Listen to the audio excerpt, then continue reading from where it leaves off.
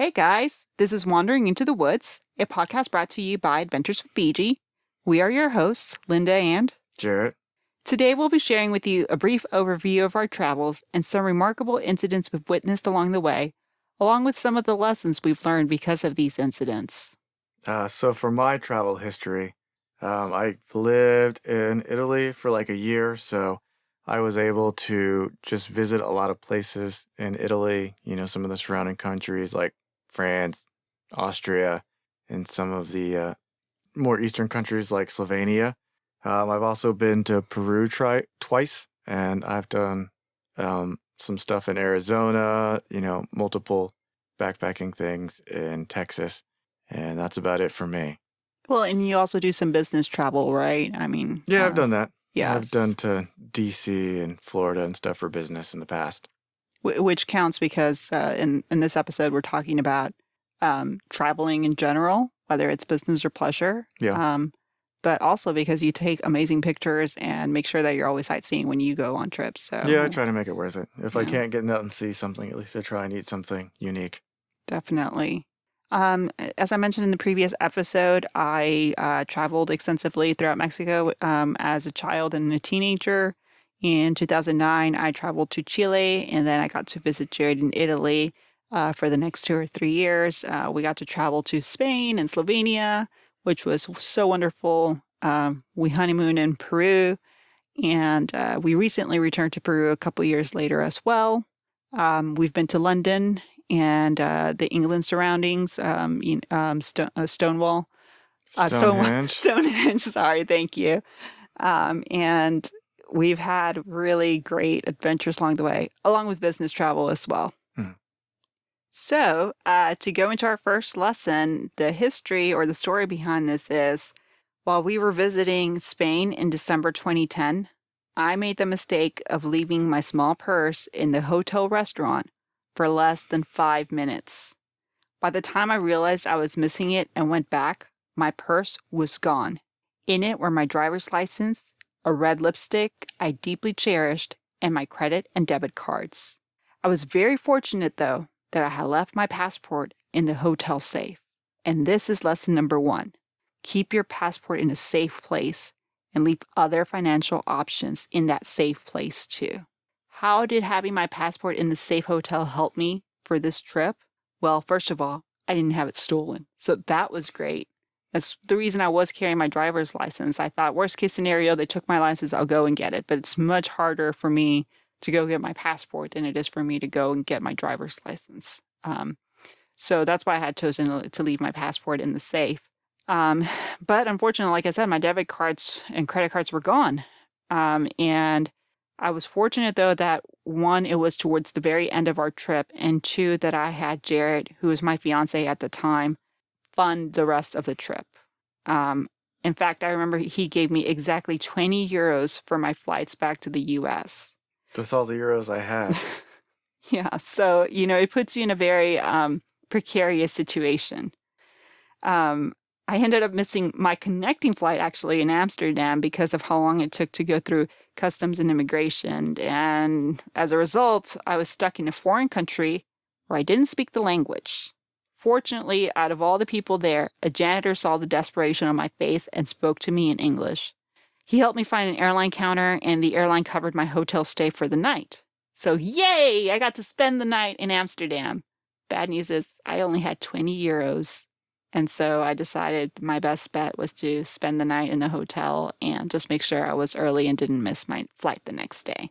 It's also good to have maybe some photocopies of your driver's license, passport. That way you can carry that stuff with you and Oh, leave yeah. those things up in a safe or hidden. You can also spread your debit and credit cards out. You didn't have to have them, all in your purse. Yeah, that was a big mistake. You could have some in your front pockets, because they're safer than back, or maybe have a secret belt that people have where they carry it in the front to keep, extra cash or extra credit cards. That could have worked that way. Things were spread out, and if you lost one, you still had something else. Well, and then you just reminded me, if I remember correctly, it was after this incident that I got myself a fanny pack. and started using it. First, I started with just my travels, and you were making fun of me for it for wearing a fanny pack before they came back into fashion. Yeah. But that was the main catalyst for it, the fact that that way I could hide my stuff or at least have more direct control over it and also protect myself against myself and not forget things. Okay. And you also forgot to mention that our camera was stolen Oh as well, God, with all the yes. pictures of our trip. Yeah, so we had God, so we had a wonderful trip that winter and we don't have many pictures to remember it by. Mini is zero. No, we have one. Remember that I took with my pre-smartphone back Did then? you? Yeah, I don't in remember. Venice when I first arrived. Oh, That's it. that's That's it. all we have. But nothing of Spain. No, no, we don't. I'm sorry. Lesson number 2. Do not dress in a way that makes you stand out. Keep in mind local cultural attitudes, even if you think they're outdated. So while I was studying abroad in 2009 in Chile, I had a friend that was assaulted at knife point. What had happened was that she had been taking a walk by herself by the ocean, going from Viña del Mar to Valparaíso, which is it's a beautiful walk, especially at night. But she was wearing a lime green jacket and had her white headphones on as she listened to music. Not to mention she was walking by herself, and she's a blonde. So some guys came up at her before she even realized it with a knife and put it up to her throat and took her iPod and her wallet, and she was very scared. Um, Fortunately, somehow they missed her phone, so she was able to call us and get a hold of us, a few of us. And my other friend and I were able to get some assistance from our host moms to go get her. But on our way there, our host moms were berating us for going to get her and her for putting, in their words, putting herself in that situation. So it was a very stressful moment, and I felt really angry. And to make matters even worse, when we got there, our friend told us that when the Carabinieri, which is the like Chilean police, got there and they talked to her, they basically said, "Well, you were lucky you weren't raped," and that was the extent of their action. So she was really shaken, and so from that, I learned, and not to blame her in any way. I kind of think of it kind of like defensive driving, doing everything you can to protect yourself from the potential bad actions of others. Just thinking ahead because that's all you can do a lot of times. So, in general, whether you're a man or a woman, don't dress in any way that makes you stand out, and don't expect the people of the countries or areas you're visiting to have the same attitudes that you do or to be as modern as you think you are. These, you know, not everyone shares your same point of view. This also means that, go out of your way to not draw attention to yourself. So dress like the cultural, what everyone else is doing. Don't be loud. Don't cause a scene, being loud and drawing attention to yourself like that on the street. If you're traveling with your family and the norm is for kids to be silent and to follow along, it's good to kind of have your kids following along with that so you don't stand out and aren't obviously a tourist family. Another thing is to consider is, your travel equipment. So if you've got a huge camera, try and make that as inconspicuous as possible. Only pull it out when you need it. I wouldn't recommend carrying it around your neck because it really kind of makes you a target for, oh, that's definitely a tourist.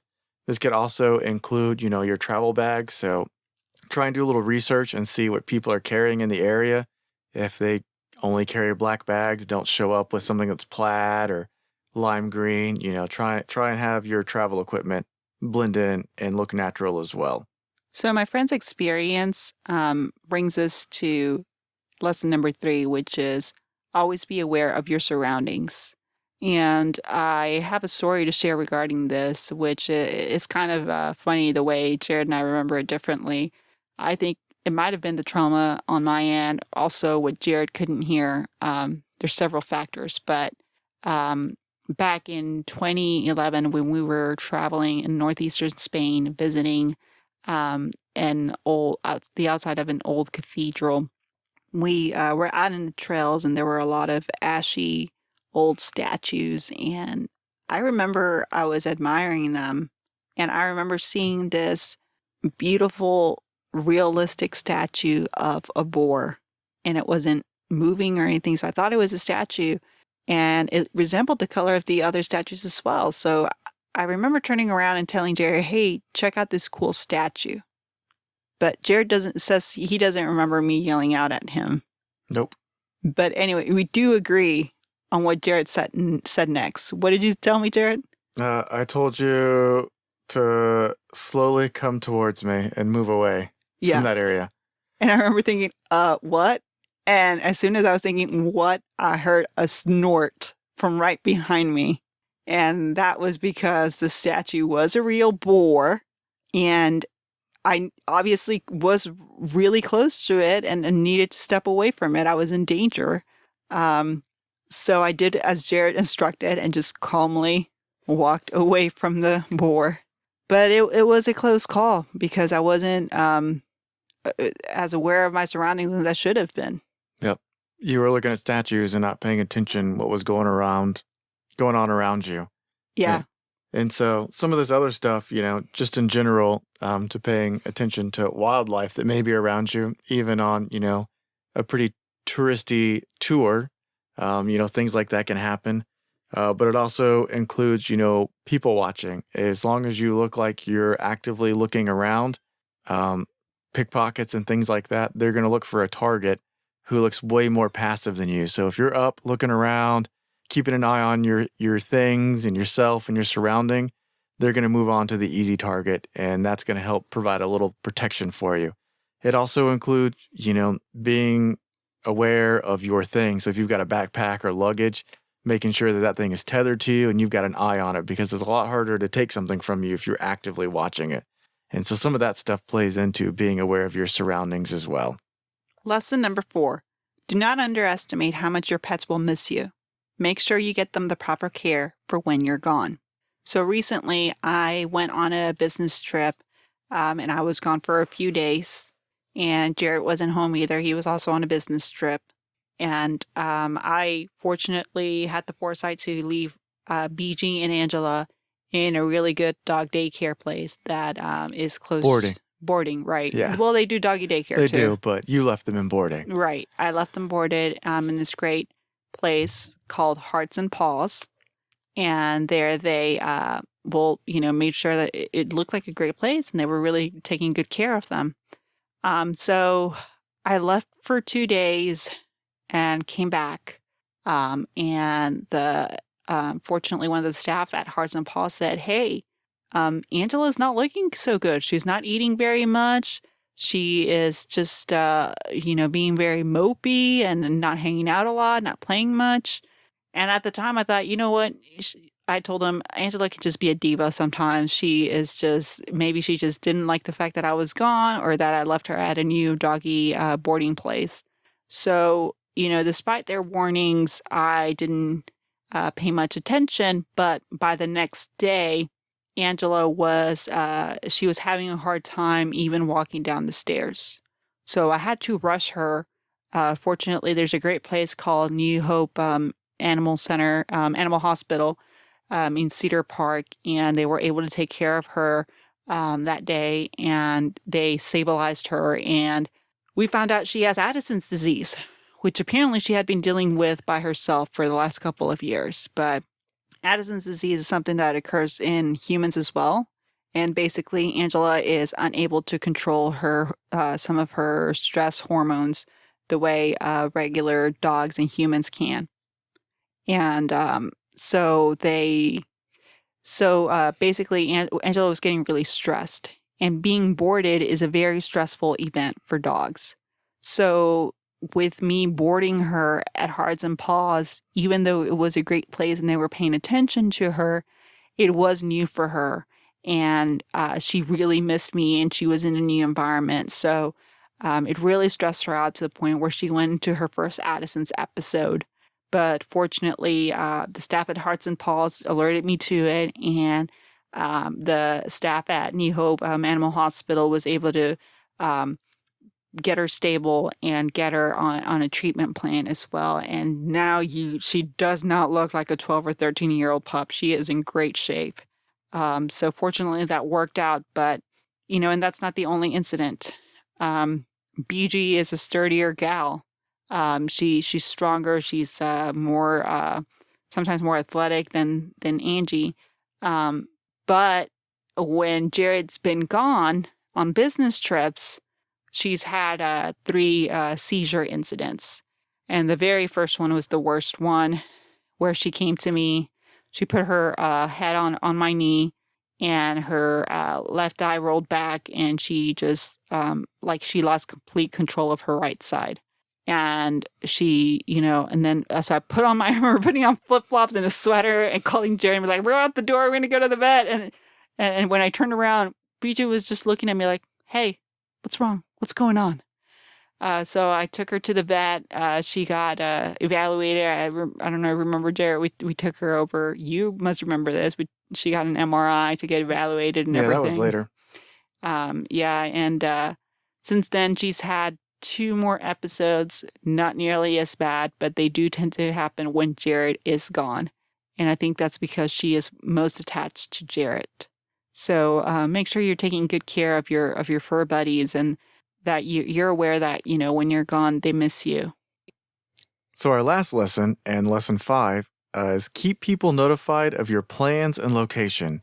So one thing you definitely want to do is make sure you provide an itinerary to your emergency contact, or if you've got multiple emergency contacts, let them all know, maybe friends and family. The more people thinking about you if something goes wrong, the more likely someone will remember to reach out to local authorities or an embassy or consulate to make sure you're okay. This also includes making sure that you check in with your emergency contacts as frequently as possible. So at the end of the day, if you swing by a McDonald's and use their free Wi-Fi because they're like everywhere, those are some of the things. Or if you think ahead and make sure that you have a cellular plan with at least a little bit of mobile data in another country, that way you can check in at the end of the day. Or if you go to a new location, so if you travel big miles, so you can say, oh, I traveled 200 miles and I'm in that location now. You also want to make sure that, if they don't hear from you, that they are prepared to notify local authorities, if you're in the U.S. or if you're overseas, the nearest consulate or embassy. Yeah, and it's funny that Jared is the one voicing this because he makes fun of me or kind of mocks me because whenever we travel around the world, I always tell him, hey, I gotta, as soon as we can, I gotta call my mom. I gotta call my mom. I gotta call my dad. I gotta let them know that we are where we are and when we're here, etc., and what the next plan for the next couple of hours are. And the last time Jared was like, "Well, you're gonna pay $10 for like a little bit of Wi-Fi." I'm like, "I don't care. It's enough so that I can get in touch with my parents." And the reason for that is twofold.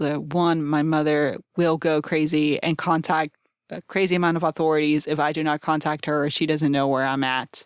But 2, I'm also a true crime fan, and I've seen way too many stories where people go missing and nobody looks for them the first couple of hours when it's the most critical time to look for them because they hadn't been doing a good job of staying in touch with others. So protect yourself and keep your family at ease by staying in contact with those back home. Yeah, and as far as Linda spending the money, we were on our Salcantay backpacking trip, like day 3, in some random mountain village with like 5 people that live there. At least they would know we were alive and that we were fine. And she was like, oh, I got to get this Wi-Fi to make sure I can send some texts to my family. Yeah, I think it's important. She couldn't wait till we got done and back to the city or something on the next day. She was like, I got to do it in this mountain town with nothing. Okay, suppose something had happened to you and me, and and our guide was in on it or something for whatever reason. It's just good for kind of like for our families to be able to track us, to know where we're at, where our last known location was. Yeah, but if they had the itinerary, they would know that without having to text them The at the end of the night. itinerary is where you're supposed to be. Me saying this is where I'm at, then they knew for sure that's where I was at. Yeah. So that's my counterpoint to that. And that's why And I kind of have to say, I guess because I worked as an investigator, I have to always look at those little nuances as to, well, there's a difference between what should have been and what actually Mm. was. So yeah, I don't know. That's just my true crime perspective. Mm. Yeah, you always. I agree with your advice, though. just stay in touch with your Yeah. people back home. And you've definitely been one to have to call your mom always on a trip. Yes. So these have been some of the hardest lessons we've learned from traveling. It's not a cliche that you learn so much just by stepping outside of familiar territory. We encourage you to venture out and take trips, even if it's just to a state park a little further away than usual, so that you can experience something new and you can have lessons to share with others. Do you have lessons you've learned through your travels? Feel free to share them by sending us a message or tag us on Instagram or Facebook. Our handles on social media are Adventures with BG. Those are the letters B and G at the end. Thank you so much for listening, and as always, stay safe as you wander into the woods.